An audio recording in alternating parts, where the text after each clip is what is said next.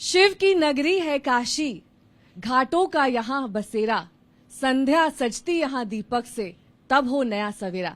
नमस्कार, पंचायत आज तक देख रहे हैं आप, आपके साथ हूं मैं नेहा बाथम। एक बेहद विशिष्ट पैनल इस वक्त हमारे साथ मौजूद है, उनका तारुफ आपसे करा देते हैं। लेकिन इस बीच ये भी बता दें कि इस वक्त जो हमारा ये पूरा पंचायत आज तक का कार्यक्रम आयोजित किया गया है वो इस तरीके से है कि आपको गंगा की खूबसूरती का एहसास भी हो, घाटों का यहां पर पीछे जो बैकग्राउंड में आपको दिख रहा है उससे भी आप पूरी तरीके से वाकिफ हो सके कि कैसे ये यहां काशी की पहचान है दरअसल। और इसी काशी की पहचान की परिचायक जो गंगा नदी है उसी के तट से हम ये कार्यक्रम आप तक पेश कर रहे हैं। तो सबसे पहले सभी खास मेहमानों से आपका तारुफ करा दें। पंडित श्रीकांत मिश्रा जी हमारे साथ मौजूद है, प्रमुख अर्चक हैं काशी विश्वनाथ कॉरिडोर के, और साथ ही प्रोफेसर नागेंद्र पांडे जी भी हमारे साथ मौजूद हैं जो कि अध्यक्ष हैं काशी मंदिर न्यास परिषद के, और पंडित दीपक मालवीय जी हैं जो कि सदस्य हैं काशी विश्वनाथ मंदिर न्यास परिषद के।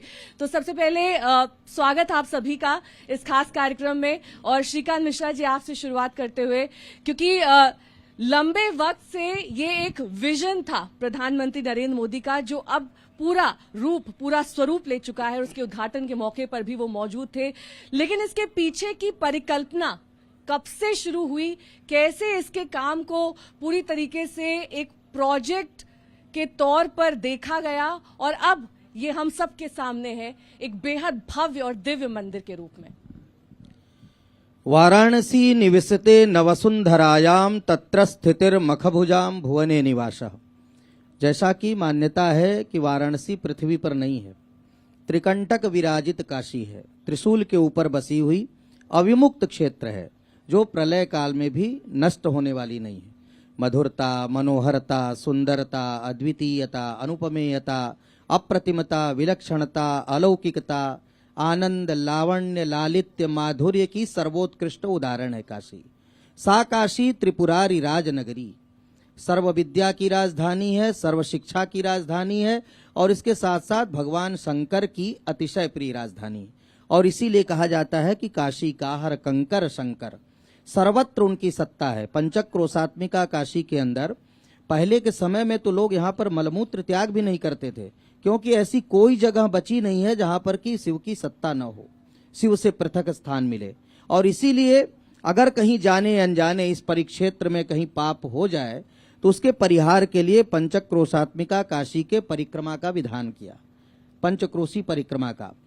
यह जो कार्य हुआ है, जैसा कि आपने प्रश्न किया नेहा जी, कि ये आदरणीय देश के प्रधानमंत्री, काशी के प्रिय सांसद और विश्व के सर्वाधिक लोकप्रिय नेता श्री नरेंद्र मोदी जी के दृढ़ इच्छा शक्ति का परिणाम, उनके शिव संकल्प का परिणाम, और उनकी धर्मपरायणता का सर्वोत्कृष्ट उदाहरण श्री काशी विश्वनाथ धाम आपके सामने है। यह श्री काशी विश्वनाथ धाम का लोकार्पण मात्र नहीं है, अपितु मैं ऐसा मानता हूं कि भारत के विश्व गुरु बनने की यात्रा का यह श्री गणेश है। एक बड़ा संदेश दिया है आदरणीय नरेंद्र मोदी जी ने, क्योंकि उन्होंने जो संकल्प लिया था कि क्योंकि ये पूरा एक मोहल्ला था, यह लाहौरी टोला के नाम से यह मोहल्ला जाना जाता था, जिसके अंदर 350 से 400 के लगभग मकान थे, रहायशी मकान थे। और वो सारे जो भवन के मालिक थे उन लोगों ने सहर्ष, क्योंकि बाबा विश्वनाथ के प्रति सभी काशी वासियों की अपार आस्था है, वो उनको राजा भी मानते हैं, उनको गुरु भी मानते हैं, और इसीलिए बनारस के बोलचाल में गुरु और राजा बोलने की परंपरा है। यह सीधा सीधा ये शब्द संकेत करते हैं अपने आराध्य, अपने अधिपति भगवान श्री काशी विश्वनाथ को।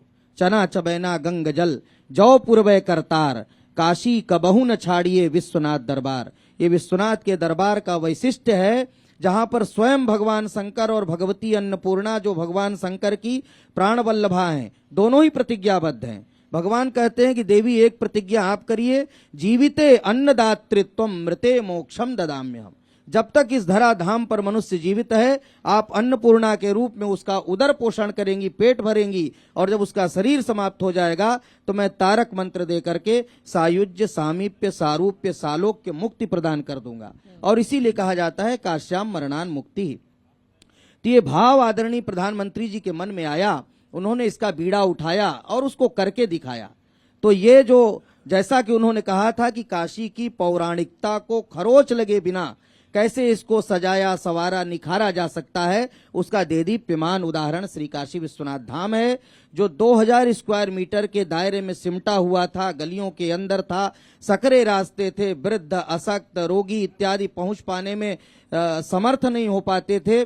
आज 52,000 स्क्वायर मीटर से ज्यादा के क्षेत्रफल में भव्य और दिव्य श्री काशी विश्वनाथ धाम लोक को समर्पित हुआ है, जहां पर आने वाले तीर्थयात्री दर्शनार्थी पर्यटक जो आते थे अब उनकी संख्या दोगुनी चौगुनी हो गई है। ये हम लोगों के लिए गौरव की बात है। हम सब सौभाग्यशाली हैं कि इस ऐतिहासिक क्षण के साक्षी बने हैं। नागेंद्र जी, क्योंकि श्रीकांत जी कह रहे हैं कि प्रधानमंत्री जी का ये विजन था कि खरोच लगे बिना, लेकिन खरोच तो सर लगी ना। बहुत सारी ऐसी गलियां थी जिनको तोड़ना पड़ा, कई ऐसे पौराणिक घर थे जो सालों साल से यहाँ काशी में थे, कई ऐसी दुकानें थी जो अर्जित की गई और उनसे कहा गया कि हाँ इसको सड़क के चौड़ीकरण के लिए या फिर पूरे कॉरिडोर के निर्माण के लिए उन्हें तोड़ना पड़ेगा। लोगों में नाराजगी तो होगी ना नागेंद्र जी? ऐसा है कि जब भी इतिहास कोई नया करवट लेता है तो स्वाभाविक रूप से नए अक्षरों में नई बातें लिखी जाती हैं। मुझे यह लगता है कि जब जब इतिहास ने परिवर्तन लिया होगा तब तक इसी तरह के दृश्यों की उत्पत्ति हुई होगी।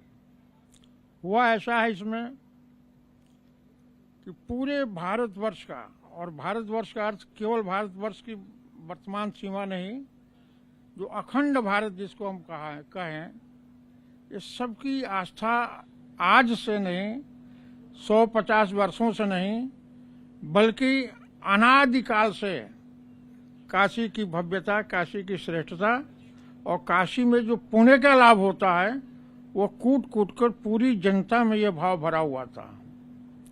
मुझे लगता है कि जो भी यहाँ पर काशी में एक बार आता होगा और इसकी गलियों को देखता होगा, उसमें जो असुविधा होती होगी आने जाने में, उसको जो अनुभव करता होगा तो अनुभव कर कर चला जाता है। मनुष्य का एक स्वभाव होता है, हर आदमी परिवर्तन की कल्पना कर ही नहीं सकता। जो कर सकता है वही इतिहास बनाता है। माननीय मोदी जी प्रभु की प्रेरणा से, बाबा विश्वनाथ की प्रेरणा से यहाँ के सांसद होने का उन्होंने निश्चय किया। हम आप सभी जानते हैं वो कहीं से भी, गुजरात के रहने वाले अगर वहां से कहीं सांसद होना चाहते तो शायद उनको कोई श्रम, एक दिन भी भाषण नहीं करना पड़ता और सर्वाधिक मतों से जीत जाते हैं। लेकिन ये होता है कि जो धारा के विपरीत चलता है वही इतिहास बनाता है। मोदी जी आ गए, अब यहाँ उनको कोई नहीं जानता था। गुजरात का रहने वाला आदमी वहाँ का मुख्यमंत्री होगा, कुछ होगा, लेकिन काशी की जो फक्कड़पन की रीति है उसके हिसाब से कोई नहीं जानता था ये कौन है। आगे पहले दिन का ही भाषण आप लोगों ने सुना होगा, बहुत कुछ प्रचारित हुआ कि मैं स्वयं नहीं आया हूँ, मुझे माँ गंगा ने मुझे बुलाया है। यह शब्द जब उन्होंने कहा तो उस समय हम लोगों को उसका अर्थ नहीं समझ में आया, बिल्कुल नहीं समझ में आया। हमको ऐसा ही लगा कि जैसे नेता लोग हैं कुछ कह देते हैं, लेकिन उसके पीछे कितना गंभीर भाव था कि वो आदमी पहले से ही निश्चय कर लिया था कि गंगा जी की सेवा, विश्वनाथ जी की सेवा, यहाँ जो भी अपूर्ण चीजें उसको पूर्ण करने का कार्य, ये करने के लिए ही हम आए हैं।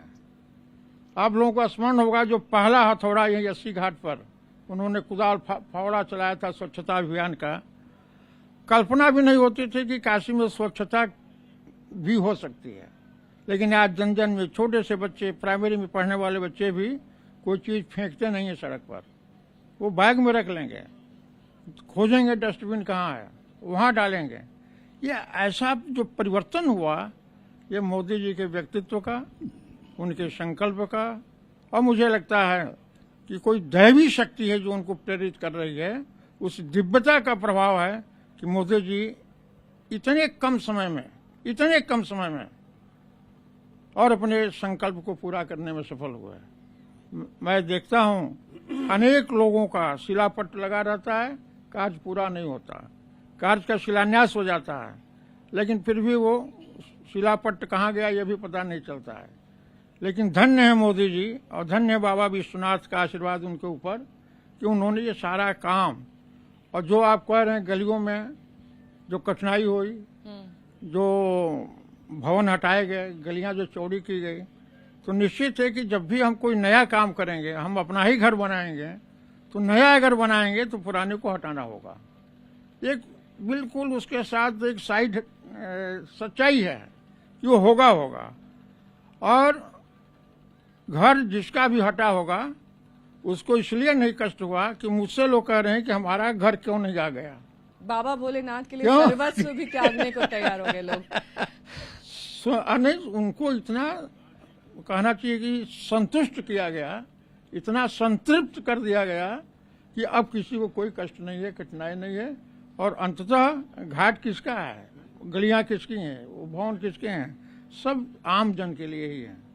पूरी जनता आती जाती है, लेकिन हम काशी वासियों को समझना चाहिए कि काशी केवल काशी वालों की नहीं है, काशी पूरे भारतवर्ष की है, पूरे भारतवर्ष की। गुजरात और की है, इसी आपकी इस बात आंध्रा को की आगे है। बढ़ाते हुए मैं दीपक जी से सवाल करूंगी। पंडित जी, क्योंकि ये कहा गया कि पहले राम मंदिर निर्माण की शुरुआत हुई, उसके बाद काशी विश्वनाथ कॉरिडोर आया, अब मथुरा में भी मंदिर बनाने की बात आ रही है, तो एक संदेश गया पूरे देश में कि हिंदू ध्रुवीकरण की कोशिश की जा रही है, हिंदुत्व को आगे बढ़ाया जा रहा है। और ये टाइमिंग को लेकर भी सवाल उठाए गए, क्योंकि चुनाव से एंड पहले कॉरिडोर का उद्घाटन होना, एक भव्य कार्यक्रम का आयोजन होना, तो सिर्फ उत्तर प्रदेश तक ये मैसेज सीमित नहीं रहा, पूरे देश में ये मैसेज गया कि ऐसा सिर्फ हिंदुओं को लुभाने के लिए किया जा रहा है। गंगा तरंग रमणीय जटा कलापम गौरी निरंतर विभूषित वाम भागम नारायण प्रिय मदंग मदापहारम वाराणसी पुरपतिम भज विश्वनाथम। वाराणसी काशी ये त्रिलोक में सबसे न्यारी नगरी है। धर्म, विद्या, संस्कृत और संस्कृति, इसका सबसे बड़ा स्वरूप इस वाराणसी में आपको दिखाई पड़ता है। एक दुर्लभ कार्य भगवान विश्वनाथ के मंदिर का विस्तारीकरण, जो जिस शहर में आपने देखा होगा गलियों का नगर, और इसके बीच में जाकर 400 मकानों को डिमोलिश करके 2-3 मोहल्ले उसमें समाप्त हो गए और उसके बाद उस मंदिर का निर्माण किया। यह माननीय प्रधानमंत्री जी के, माननीय मुख्यमंत्री जी के अदम्य साहस और दूरदर्शिता का प्रयास है, और हिंदू जनमानस को इससे बड़ा ही आनंद हुआ है। आज काशी विश्वनाथ मंदिर का जो स्वरूप है वो अपने में दुर्लभ, अदम्य है। आप विश्वनाथ मंदिर की बात कर रहे हैं, अभी आपस में हम लोगों ने चर्चा किया है, पहले हुई है। अद्भुत अद्भुत मंदिर है भगवान विश्वनाथ का। दाहिनी ओर माता जी उस लिंग में स्वयं निवास करती हैं, बाईं ओर भगवान शिव उसमें हैं, विराजते हैं। तो ये निश्चय है कि मुक्ति का मार्ग जो है यहाँ पर सुनिश्चित हो जाता है। काश्याम मरणान मुक्ति की चर्चा पहले भी हुई है अभी हम लोगों के बीच में। यह शहर अपने में अद्भुत है, और अद्भुत प्रयास के बाद और एक निश्चय मत ये है कि यह काशी विश्वनाथ मंदिर धाम के स्वर्णिम काल का समय है। साथ ही धर्म की रक्षा करने वाले, धर्म के लोग जो जगत गुरु हैं, जो आश्रम हैं, इनके लिए भी बड़ा ही आनंद का समय है। ईश्वर की कृपा से यह अद्भुत कार्य हुआ, और आगे भी इसी तरह के सराहनीय कार्य प्रदेश की सरकार और देश के प्रधानमंत्री के निर्देश पर होते रहेंगे। हम लोग इसका स्वागत करते हैं। आपने मेरे सवाल का जवाब नहीं दिया। आपने कहा अदम्य साहस का परिचय देता है ये पूरा कॉरिडोर प्रोजेक्ट, और एक विजन था, एक ऐसा सपना जो काशी वासियों ने भी लंबे समय से देखा था। और अब जब ये कागज से उतरकर जमीन पर आ चुका है, तो पूरे देश के लिए एक मिसाल है। क्योंकि जिस तरीके से काशी नगरी है, सकरी गलियां, और जिस तरीके से उस मंदिर की तरफ एंट्री थी, उसे देखकर कभी लगता नहीं था कि ऐसा भव्य प्रोजेक्ट हमारे सामने आएगा। लेकिन जो मैसेज जिसकी मैं बात कर रही थी, वो मैसेज दरअसल जाता है कि हिंदुत्व को और हिंदुओं के वोट को साधने के लिए इस तरीके का प्रोजेक्ट लाया गया। क्या आप इस बात से सहमत हैं? नहीं, देखिए, हम आपसे चर्चा कर रहे हैं। हमारा भारतीय राजनीति पर कोई अधिकार नहीं है, और हम समाज, धर्म, ज्ञान, शिक्षा इत्यादि की चर्चा कर सकते हैं, जिससे कर्मकांड, ज्योतिष, जिससे हमारा जुड़ाव है। ठीक है। जिसके विधा के लिए हमें उस मंदिर में शासन द्वारा नियुक्त किया गया है कि मैं उस मंदिर में धर्म के कार्यों में सहयोग करूं। मंदिर के संचालन में आदरणीय अध्यक्ष जी हमारे बैठे हुए हैं, इनके साथ मिलकर हम लोग कार्य करें। जब अंधेरे में कोई प्रकाश करता है, उस प्रकाश का प्रभाव केवल जहां वो बैठा वहीं तक नहीं होता है, वो दूर तक जाता है, और जाना भी चाहिए। और वह प्रशंसा के योग्य है जिसने अंधेरे में उजाला कर दिया। अब हिंदुत्व और हिंदू का अगर इससे संबंध जोड़ा जाए, काशी विश्वनाथ शुद्ध रूप से हिंदू का है। ये काशी नगरी की पूरी संरचना शुद्ध हिंदू की है, सनातन धर्म की है, विविध अखाड़ों की है, साधुओं की है, महात्माओं की है, सन्यासियों की है। तो मुझे ऐसा नहीं लगता कि कोई अच्छा काम हो रहा है तो उसका प्रभाव न पड़े। वो पढ़ना चाहिए। हम चाहते हैं कि ये पढ़े। क्यों पढ़े? कि जो अंधेरे में छिपे हुए उल्लू हैं, कम से कम वो प्रकाश तो देख सकें। मुझे बहुत खुशी है इस बात की कि पहली बार ऐसा हुआ कि हिंदू शब्द और हिंदुत्व शब्द राजनीति में आया है। इसके पहले केवल समाजवाद, सेकुलरवाद, धर्मनिरपेक्षवाद, जितना भी दुर्वाद हो सकता है वही सब बात आते थे। मुझे यह जरूर कहने की इच्छा हो रही है कि हम सब लोग अंततः जो है देश का विभाजन हुआ तो हिंदू मुसलमान के नाम पर हुआ। इस सत्य को कौन झुठला सकता है? सब लोग स्वीकार करेंगे इस देश का विभाजन ही जाति के आधार पर हुआ, धर्म के आधार पर हुआ। तो जब चावल और दाल एक में मिले हुए थे तो दाल आपने निकाल लिया, तो बाकी बचा उसको चावल ही कहेंगे, खिचड़ी तो नहीं कहेंगे उसको। लेकिन अनेक कारण रहे होंगे, मैं नहीं उसमें जाना चाहता।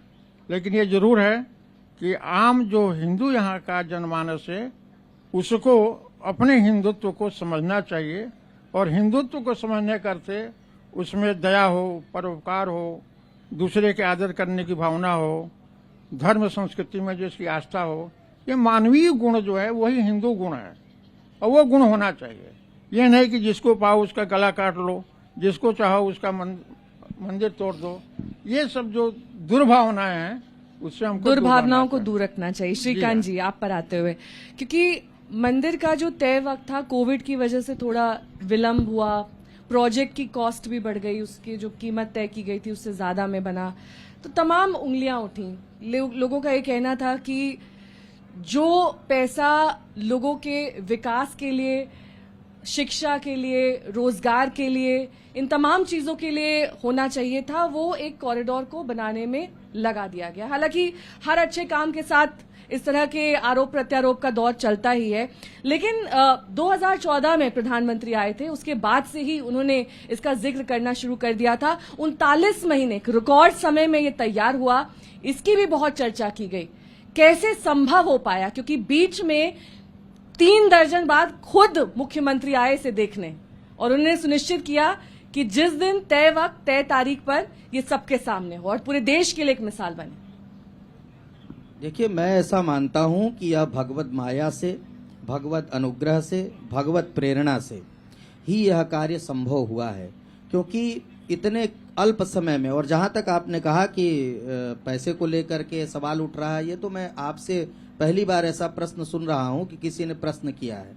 नहीं तो पूरा विश्व इस बात से आह्लादित है। विश्व के कोने कोने में फैले हुए जो सनातनी बाबा के अनन्य भक्त, धर्मपरायण हिंदू जन हैं, सनातनी हैं, जिनकी अपार आस्था है बाबा विश्वनाथ में। क्योंकि ये सामान्य स्थान नहीं न है। सा काशी त्रिपुरारी राज नगरी, ये भगवान शंकर की अतिशय प्रिय राजधानी है। अनंतानंत ब्रह्मांड, मायांड, जीवांड, शाक्तांड और प्रकृत्यंड को चमत्कृत करने का, नेतृत्व करने का सामर्थ्य रखती है। जहां तक हिंदू की बात है, मैं तो एक बात और इसमें जोड़ दूं, न केवल हिंदुओं की आस्था है अपितु अनार्यों की भी आस्था बाबा विश्वनाथ के प्रति रही है। मैं इसका उदाहरण आपको देना चाहता हूं। जब 83 से पहले ये मंदिर प्राइवेट मंदिर था, 83 में जब सरकार ने इसका अधिग्रहण किया किसी कारण से, उसके पहले यहाँ पर महंत लोग थे। महंत परिवार में सबसे विद्वान व्यक्ति थे पंडित रामशंकर त्रिपाठी। एक मुसलमान जो है कलकत्ता से आया और उसने निवेदन किया कि मैं बाबा को दूध चढ़ाना चाहता हूं। तो उन्होंने कहा कि देखो, अगर तुम हमसे अनुमति मांगते हो तो मेरी प्रतिबद्धता है, आर्य धर्मेतराणाम प्रवेशो निषिद्धः, ये वहां पर लिखा हुआ था बोर्ड पे, और इस कारण से मैं तुमको अनुमति नहीं दे सकता हूं, क्योंकि हमारे परिवार के अन्य लोग भी हैं, मेरी प्रतिबद्धता है। लेकिन अगर तुम आस्थावान होकर के जाते हो तो मैं रोकूंगा भी नहीं तुमको। तो उसने ज्ञानवापी परिसर में ही वो दूध चढ़ा दिया, क्योंकि महंत जी ने मना कर दिया। और जहां दूध चढ़ाया वहीं से ऊपर शिवलिंग जो है, ये प्रामाणिक बात मैं कर रहा हूं, काल्पनिक बात नहीं कर रहा हूं। तो हिंसया दूयते चित्तम तेन हिंदुरिदीरिता, जैसा आपने कहा, दया, करुणा, ये सब जो हिंदुओं के अंदर जो दिखाई पड़ता है, जो हिंसा से जिसका चित्त दूर रहता है, नकामयेहम गतिमीश्वरात् पराम अष्टर्धियुक्ताम अपुनर्भवम वा आर्तिम प्रपद्ये खिल दुःख भाजाम अंतस्थितो ये न भवन्त्य दुःखा। ये श्रीमद् भागवत का उदाहरण है। अर्थात अहम परमेश्वरात् पराम गतिम न वाञ्छामि अणिमा महिमा द्यष्ट सिद्धिम वा नाभिलसामि तर्हि किम वाञ्छामि सर्वेषां प्राणिनां अंतस्थितः सन दुःखम अववाञ्छामि येन मामेव दुःखम प्राप्तम भवेत् ते सर्वे संसारिणो जना सुखिनः सन्तु। इससे बड़ा राष्ट्रवाद का उदाहरण और क्या हो सकता है। हम क्या चाहते हैं? हम ईश्वर की गति को नहीं चाहते, हम अणिमा महिमा इत्यादि अष्ट सिद्धियां भी नहीं चाहते। हम क्या चाहते हैं? सभी प्राणियों के अंदर स्थित होकर के उनके दुख को प्राप्त करना चाहते हैं, उनके दुख हमें प्राप्त हो जाएं और वे सुखी हो जाएं। तो वसुधैव कुटुंबकम की भावना ही हिंदू जीवन पद्धति है। सर्वे भवन्तु सुखिनः संगच्छध्वं संवदध्वं सहनाववतु सहनौ भुनक्तु, यही तो हिंदू जीवन पद्धति है। खैर, अब जो आप बात कर रही हैं पैसे की, 350 करोड़ का ये प्रोजेक्ट था जहां तक मुझे ज्ञात है, और उसके अंदर ये प्रोजेक्ट इतने दो दो बार जब भारत ने कोरोना का दंश झेला, बावजूद इसके इतने अल्प समय में ये जो भव्य और दिव्य श्री काशी विश्वनाथ धाम आपको दृष्टिगोचर हो रहा है, ये केवल और केवल भगवत प्रेरणा, भगवत माया और भगवत अनुग्रह का ही परिणाम है। भगवत कृपा से ही आदरणीय नरेंद्र मोदी जी ने यह स्वप्न देखा और उस स्वप्न को साकार भी किया, और उनके सपने को साकार करने में महत्वपूर्ण भूमिका उत्तर प्रदेश के माननीय मुख्यमंत्री आदरणीय योगी आदित्यनाथ जी की है, क्योंकि उन्होंने महीने में 3-3 बार काशी का दौरा करके और इसके जो उनका संकल्प था आदरणीय मोदी जी का, उसको पूर्ण किया है। तो ये साधुवाद है उनको, वो धन्य है, वो उनका जीवन धन्य है, क्योंकि वाराणसी में आने वाले हर व्यक्ति का केंद्र होता है बाबा विश्वनाथ का दरबार और माँ गंगा का किनारा। तो अब गंगा के किनारे को बाबा विश्वनाथ से उन्होंने जोड़ दिया। आप देख सकते हैं ललिता घाट से स्वयं आदरणीय मोदी जी स्नान करके, कलश में जल लेकर के, और पूरे रास्ते वो चल करके, माने जो 3 किलोमीटर 2.5 किलोमीटर की दूरी थी उसको 350 मीटर में कर दिया। सीधे ललिता घाट से ये दिखा दिया करके, ये जो संदेश है ये प्रदर्शन मात्र नहीं है, उन्होंने आज की नई पीढ़ी को एक संदेश दिया है किस प्रकार बाबा के दरबार में जाना चाहिए। असारे खलु संसारे सारमेतत् चतुष्टयम काश्याम वासा सताम संगा गंगाम भ शिव पूजनम। असार संसार में 4 तत्व ही शास्त्रों ने बतलाया सारभूत। काशी में वास करना, वो भी जन्म जन्मांतर, कल्प कल्पांतर, युग युगांतर के पुण्योदय से ही प्राप्त होता है। और सताम संगह, सज्जनों की संगति करना, माँ गंगा का दर्शन करना, स्नान करना या उनके चरणोदक का पान करना, और बाबा विश्वनाथ को जलार्पण करना, उसको करके दिखा दिया है। तो हम सब इस बात से बड़े गौरव की अनुभूति करते हैं। बिल्कुल। और नागेन जी, क्योंकि सिर्फ भगवान विश्वनाथ के मंदिर तक ही सीमित ये कॉरिडोर नहीं रहा है, उसमें म्यूजियम है, उसमें लाइब्रेरी है, यानी कि सिर्फ पूजा पाठ ही नहीं, पूरे ज्ञान को आप किस तरीके से अर्जित करते हैं, अपने अंदर समाहित करते हैं, इसका पूरा ध्यान रखा गया है इस कॉरिडोर में। बिल्कुल, बहुत सही आपने कहा। और किसी भी मंदिर में जब कोई यात्री केरल का आएगा, आंध्रा का आएगा, दूर दूर देश देशांतर से आएगा, तो प्रयत्न किया गया है कि उसमें अधिक से अधिक सुविधाएं यहीं पर उपलब्ध हो जाएं। और इस नाते उनका रहने के लिए भी आवास की व्यवस्था, फिर अगर रात को रह रहे हैं, कुछ पढ़ने लिखने की इच्छा है तो पुस्तकालय की व्यवस्था, औषधालय की व्यवस्था। लगभग यहाँ के यात्रियों को जो भी आवे तो ये गली में निकलकर पूछना न पड़े कि यहाँ ये चीज़ कहाँ है, वो हम उसको प्रस्तुत करें। जो काशी सिल्क है, जो बनारसी साड़ी है, वो हर आदमी जो बाहर से आता है वो चाहता है कि कुछ हम यहाँ से लेकर जाते, कुछ अपने लोगों को भेंट करते, तो वो सारी की सारी व्यवस्था यहाँ पर की गई है। तो मुझे लगता है कि ये बहुत बड़ी परिकल्पना है कि आप विश्वनाथ जी का दर्शन करें, गंगा जी में स्नान करें, विश्वनाथ जी का दर्शन करें और प्रसाद लें, फल लें, मूल लें। आपके दैनिक जीवन की जो भी आवश्यकताएं हैं वो हम यहाँ पर उपलब्ध करा सकें, ये सारी योजना बनाकर। और उसके लिए तत्त प्रशासनिक लोगों को भी ऐसा निर्देश दिया गया है कि हमारे आने वाले यात्रियों को कोई कष्ट न हो और उनको अधिकतम सुविधा हम यहाँ पर दे सकें, यह सोचा गया है। और तो ऐसा आप हो लोगों रहा से है। भी सुझाव लिए गए थे जब इसे डिजाइन किया जा रहा था, जब बनाया जा रहा था, कि कौन सी वो सुविधाएं हैं जो इसमें शामिल होनी चाहिए, जिसकी लंबे वक्त से मांग की जा रही थी और वो नहीं थी सुविधाएं? नहीं, ऐसा है कि बिना परामर्श किए, बिना चार लोगों को बताए और खासकर काशी के लोगों को ये रखा गया, जरूर रखा गया कि यहाँ क्या क्या और हम कर सकते हैं, वो किया गया है। और मुझे लगता है कि यह कार्य अनवरत चलेगा। ऐसा नहीं कि हम महीने, 2 महीने, 4 महीने, साल भर में कर अपने को तृप्त हो लेंगे। ये चलता रहेगा, चलता। फिर जैसे सुझाव आएंगे, जैसी हमारी आवश्यकता होगी, जैसे ग्राहक आएंगे, जैसे दर्शनार्थी आएंगे, जैसे भक्त आएंगे, तो उनकी जो कुछ भी धीरे धीरे। तो आप ये कह रहे हैं कि कार्य समाप्त नहीं हुआ है? नहीं, बिल्कुल निरंतर नहीं। चलता रहेगा, चलता ही रहेगा, चलता ही रहेगा। ये आपने बहुत जी हाँ, निर्माण का कार्य हमेशा चलता रहेगा। और निर्माण का अर्थ है, जैसे कि कोई दुकान है, छोटी पड़ रही है और बहुत ज्यादा भीड़ हो रही है, तुम सोचेंगे उसको 10 फीट में, उसको 20 फीट में कर दो, 50 फीट में कर दो, तो ये चलता रहेगा। यह नियम है, प्रकृति परिवर्तनशील है और परिवर्तन होता ही रहता है। और जो परिवर्तन हुआ है उसको भी हम हृदय से स्वीकार करते हैं। भविष्य में जो परिवर्तन होगा उसकी भी हम परिकल्पना कर सकते हैं। दीपक जी, जिस दिन कॉरिडोर का उद्घाटन हो रहा था, पूरा देश देख रहा था, वो जो यहाँ से दृश्य पहुंच रहे थे, दरअसल परिचायक थे उन तमाम विधियों के, उन तमाम चीजों के जो बाबा विश्वनाथ की पूजा में शामिल होती हैं। और श्रीकांत जी ने भी कहा कि प्रधानमंत्री स्वयं गए, उन्होंने पहले गंगा जी में डुबकी लगाई, जल लेकर खुद पैदल चलकर गए। ये दरअसल दर्शाता है कि हिंदू रीति दरअसल क्या है, हिंदू परंपराएं कहाँ से आती हैं। हिंदू परंपराओं का बहुत पुराना इतिहास रहा है, लेकिन अब उसको एक नए पटल पर पहुंचाना, एक विश्व पटल पर पहुंचाना, क्योंकि प्रधानमंत्री जब कोई चीज करते हैं तो वो देश तक सीमित नहीं रह जाती, वो एक विश्व तक संदेश जाता है। इसे कितना अहम मानते हैं? हम आपको ये अवगत कराएंगे कि ये वाराणसी नगर जो है ये विश्व विद्या की राजधानी है। आप जो मंदिर का प्रांगण है उसके आसपास 2-3 किलोमीटर के आसपास आप भ्रमण करें तो कम से कम 500 की संख्या में संस्कृत के महाविद्यालय कार्यरत हैं। आप सुबह गंगा स्नान करें। जब हम मतलब वाराणसी के बाहर के लोग ये कल्पना नहीं कर सकते कि इतने प्रातः काल में ये सारे लोग इस गंगा के तट पर दिखाई पड़ रहे हैं।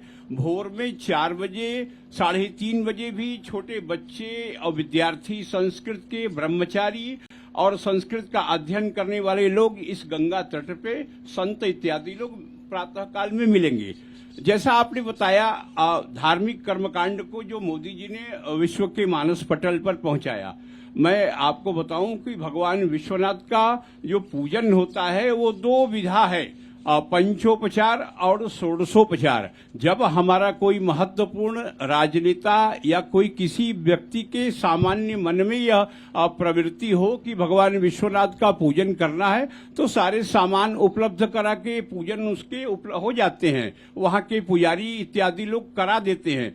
तो कोई मोदी जी ने नई ब्रांडिंग नहीं की है उसकी। जो पंचोपचार षोडशोपचार पूजन होता है उसी के अंतर्गत भगवान शिव का पूजन किया है। जो दूध दही शहद घृत पंचामृत का स्नान चंदन माला पुष्प चढ़ाया जाता है, वैसा ही माननीय प्रधानमंत्री जी ने वहां किया था, कुछ नया नहीं किया था।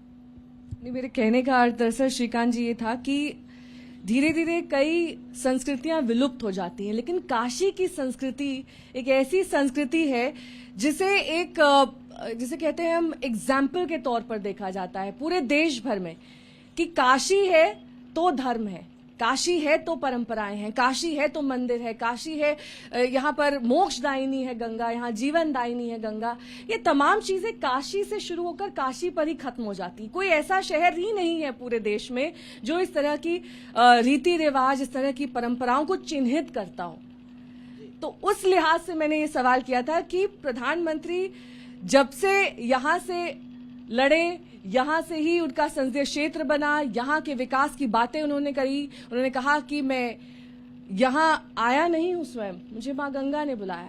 अपने आप में वो पूरा सेंटेंस, वो पूरा वाक्य। देखिए, प्रयागराज में एक बार शास्त्रार्थ हुआ, बड़े बड़े विद्वान थे वहां बैठे हुए, शंकराचार्य जी थे। लोगों ने कहा कि भाई तीर्थराज प्रयाग कहा जाता है, प्रयागराज बोला जाता है, माने तीर्थों का राजा। इसका मतलब कि अन्य जितने तीर्थ हुए वो सब प्रजाकोटि के हो गए, तीर्थों का राजा तो प्रयागराज हुआ। तो वहां वाराणसी के विद्वान ने यह तर्क दिया, वाराणसी निविशते नवसुंधरायाम तत्र स्थितिर मखभुजाम भुवने निवास। वाराणसी तो पृथ्वी पर ही नहीं है, तो न राजा कोटि में है न प्रजा कोटि में है, ये तो भगवान के त्रिशूल पर बसी हुई है ना काशी, और अविमुक्त क्षेत्र है, इसलिए प्रलय काल में भी नष्ट होने वाली नहीं है। इसीलिए आपने जैसा कहा कि यह धर्म संस्कृति विद्या शिक्षा सबकी राजधानी है, और स्वयं भगवान शंकर की जब राजधानी है तो उसके अंतर्गत ही सारे ये धर्म इत्यादि सब समाहित हो जाते हैं। तो इसके विकास से ही, क्योंकि धर्मो रक्षति रक्षिता जब हम बोलते हैं तो धर्म की रक्षा करेंगे तभी हम सुरक्षित रहेंगे। तो उससे अभिप्राय ये होता है कि धर्म के साथ साथ धर्म स्थलों की भी व्यवस्था, उनके सुंदरीकरण का, उनके विस्तारीकरण का, और अयोध्या मथुरा माया काशी कांची यवंतिका पुरी द्वारावती चैव सप्तैता मोक्षदायिका। 7 मोक्षपुरियां कही गई हैं, अयोध्या मथुरा माया यानी हरिद्वार, काशी कांचीपुरी अवंतिका उज्जैन, पुरी द्वारावती चैव सप्तैता मोक्षदायिका। लेकिन उसके बाद शास्त्र ने कहा क्या कि अन्यानि मुक्ति तीर्थानि काशी प्राप्ति कराणी च। अन्य जो 6 मुक्त तीर्थ हैं उनका मुक्ति प्रदान करना, काशी प्राप्त करा देना है। वस्तुतः जो निर्वाण है, मुक्ति है, मोक्ष है, सद्गति है, वह तो जब तारक मंत्र भगवान देते हैं यहाँ पर तभी मनुष्य को प्राप्त होती। इसलिए इस स्थल का विकास करना बहुत ही आवश्यक था, और शायद यह इतने वर्षों के बाद, माने रानी अहिल्याबाई होलकर ने इस मंदिर का आज से 350 साल से ज्यादा का समय बीत गया जब मंदिर निर्माण करवाया था। तो उस समय इतनी जनसंख्या नहीं थी, उतनी आबादी नहीं थी, उतनी आवाजाही नहीं थी लोगों की। आज लगातार दिन प्रतिदिन जनसंख्या बढ़ रही है, तीर्थयात्रियों, दर्शनार्थियों, पर्यटकों की संख्या बढ़ रही है।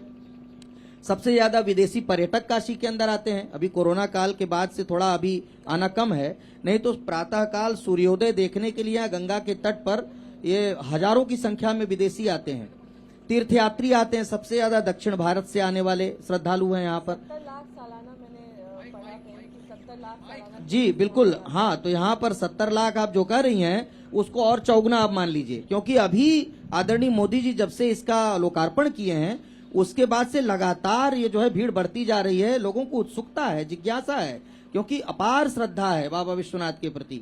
और जैसा कि आदरणीय मालवीय जी ने कहा, आदरणीय अध्यक्ष जी ने कहा, यहाँ के महात्म्य के ऊपर वस्तुतः वामांगे गिरिराज राज तनया, सर्वत्र अखिल विश्व में भगवती बाएं बैठती हैं, लेकिन काशी ही एक ऐसा स्थान है जहां पर भगवती दाहिने बैठती हैं, और दाहिने बैठने के कारण सृष्टि अवरुद्ध हो जाती, इसको मुक्ति क्षेत्र कहा जाता है।